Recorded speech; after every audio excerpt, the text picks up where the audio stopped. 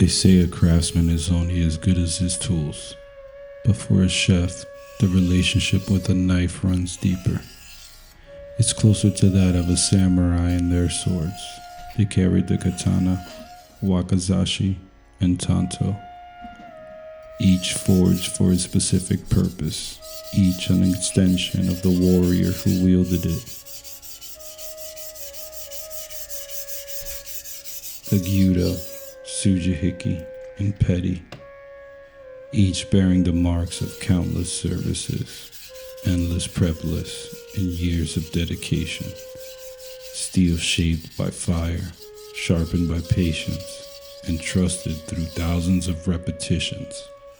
Behind every great blade is someone dedicated to keeping its edge alive. What was the moment that made you start saving knives instead of cooking with them? Totally. Naturally, I think that comes from saving my own, or at least keeping them sharp. Just as someone who, randomly found cooking as a passion or a career choice, maybe not having the technical training or just the innate raw talent of some of my counterparts or coworkers. I was constantly trying to elbow my way into, the ranks of the restaurant world and trying to move up and up and up. And then one way that I found I could do that was to have, sharper knives than anyone else.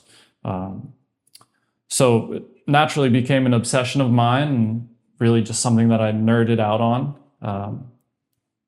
Getting my first whetstone, getting my first couple of Japanese knives, and really just locking in outside of, my restaurant world, really just honing in on that. I think that elevated me to the next step. Yeah, when did you realize this could actually be a lane for you? Yeah, it really was not a realization. It kind of just happened out of necessity. If you told me a year ago that I would be running a knife shop of my own, I would not believe you. I had been working part-time across the street at Neff Cook Sup Co, doing the majority of the sharpening there. Kerry had already established himself as pretty much the only one in the city to do it, with the exception of Fonte's. But the demand just kept growing and growing, and we really needed more space to expand. So when this place opened up across the street, we took that as an opportunity to move all of the knives over to this side and really grow the business. So it's been a very fun journey, and it's one thing I wanted to do is stay involved in the food and beverage scene. Working in restaurants, going out to eat, seeing the idiosyncrasies of each different spot. I really wanted to stay involved in whichever way I could. So it's a great way to service all of those restaurants that maybe I couldn't work in, but can still help out with their day-to-day. How long did it take for you guys to kind of build up a clientele where you guys were across the street sharpening knives to you opening up the shop? Yeah, because he started out in this tiny little building on 13th Street. You walk in with a backpack and you're knocking 10 things over at once. So it had this mystique, this mystery surrounding it. I need to get my knife sharpened. Let me go to this funky little kitchen store down in South Philly.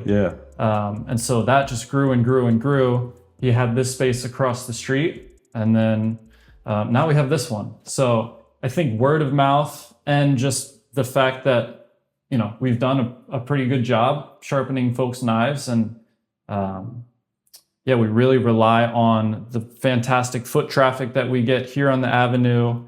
We're surrounded by restaurants, and I think our work speaks for itself eventually. So true. We're still trying to grow. Yeah, I know if I had a job around here, I would definitely be dropping my stuff off here. We're effectively trying to become the Corin of Philadelphia. Start small, grow. Because there's really not many that exist here in Philly. No. And which is strange because we have such a vibrant, exciting restaurant scene. 100%. So yeah, I remember that was the one thing when I first came in here. I was like, "Whoa, you got the glass stones!" That was crazy to me. You don't see those. It was here. No. Yeah, Because I was like, I've only ever seen them online. So yeah, Yeah. that was like one big thing for Yeah, me. and that's a cool thing. We're able to capture people who already know about that stuff. Yeah, what was the worst knife you've ever been handed? I can vividly remember it was a global knife. If you've seen those before, it was just completely chewed up. Like we're talking like a mountain ridge on the cutting edge. And I try my best not to grill someone when they bring me something like that, but Yeah. I just looked at them and I was like, what are you using? Like, what are you cutting on? I go, oh, I'm just using my glass cutting board. And immediately I go, step one, throw that away. Buy yourself like an end grain wood cutting board, anything but glass, truly. So, you know, I don't mind when those come in. It's a fun challenge to do like a complete reprofile of a knife. You know, you have to explain to the customer that they will lose some of the size. But at that point, like you're turning an unusable knife into something razor sharp. So at the end of the day, no one's gonna complain about that. Yeah. I feel like people should know about those damn glass cutting boards, because it's like if you use a sharp knife on a glass cutting board, it makes like a noise. Yeah. It makes a noise not that pleasant. It's like you shouldn't be doing this. No. That's what the knife's screaming at you. Yeah. The natural stones you were using today. Sure. For someone that's used to using synthetic stone, what's the biggest difference between a natural stone and a synthetic stone? Yeah, it's a completely different feel. It really has to do with the unpredictability of the natural stones. Often when they're sold, they give you a range of grits that they suspect the stone to be. And you can literally see the porosity within the stone. I would say the biggest difference is the control that you get. You get a synthetic whetstone at 800 grit. You know it's an 800 grit. If you buy a natural stone, it's going to be 500 to 800. That's the one we were looking at earlier. Oh, okay. So it's not an exact number on the green. Okay, No. okay.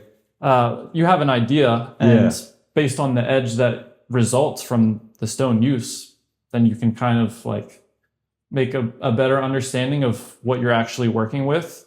The benefit of the synthetic, machined stones is the control. You know exactly what you're going to get. Okay. Just because that matrix of abrasives is very fine-tuned and it's consistent throughout the stone. The natural ones, they have some more impurities. Some pores are bigger than others. You get a lot of capillary action. Yeah. So they really just get super muddy. And that's been the biggest challenge for me, is overcoming the feel of the slurry on top. They say you're using a natural stone correctly if your knife is starting to suction to the surface. Oh, yeah, okay. That's how muddy we're talking. Nice. Whereas water will tend to pool up on a synthetic stone a little more. Yeah. You don't really have to worry about that. Okay. Let's talk about the slurry from those natural stones, because that's one thing I noticed, that it's like a different color compared to the other ones, to synthetic stones. Absolutely. So that slurry is actually the subtractive material. That's what's taking steel off of the knife. So you're carrying out the swarf, all the material coming off of the stone, off of the blade, mixed with water. That's what you're looking at. So on a natural stone, it will appear very muddy, can be a little more dangerous, a little more slippage involved. Whereas the synthetic stones, they tend to be a little bit safer. The slurry is a little harder to produce on a synthetic whetstone. But whether you're on a natural or synthetic, once you get that slurry going, your goal is to keep it. You don't want to overhydrate. You don't want to dry out. When you dry out, you tend to scratch up a knife. If it's too wet, you tend to hydroplane, and you're actually not sharpening. So managing the slurry, keeping a stone flat, that's what's consistent between the two different types. You just have to understand it's going to feel a little more unique and a little more unpredictable on a natural stone. Can a beginner realistically use a natural stone? Oh yeah, with time, definitely. I would say they probably want to spend a good 6 months to 1 year learning the fundamentals. Not only like how to use the stone, but how to maintain a stone, right? So we're not only maintaining our knife, we have to make sure we're treating the stone correctly. So even just how to keep it flat, how to keep that surface nice and even. The synthetic stones, they will tend to dish a little more frequently, turn into like a skateboard ramp over time, the more and more you use it. So learning to keep that surface flat. So every time you go to sharpen it, you know you're working with an even surface. I would say get the fundamentals down first, really understand the geometry of taking a knife to a stone. And then once you have a good understanding of that, you're probably ready for natural. At the end of the day, what do you want a chef to feel when they pick up a knife you worked on? It's a great question. I want them to feel relieved. I want them to feel the trust and the care that was put into their tools. You know, chefs, line cooks, you know this, being in the industry, there's a million things going on. Things are on fire. You have people running around. You have to deal with guests up front. Maybe the fish truck is behind schedule. Like, you never know what's going to happen. So just being able to take one stressor out of that chef's life and just give them their knife that's going to help their day-to-day activities. Again, it's something that they don't even have to think about. I want them to have no thoughts, really. That's just the expectation is, oh, I'm taking my knife to the knife shop. It's going to get the TLC that it needs. And then I can go about my day. I just want to thank you for letting me interview you. I greatly Absolutely. appreciate it. You got a beautiful shop here. You got a beautiful thing going on here. And I wish you nothing but the best here. Thank you, Irving. I really appreciate that. Of course.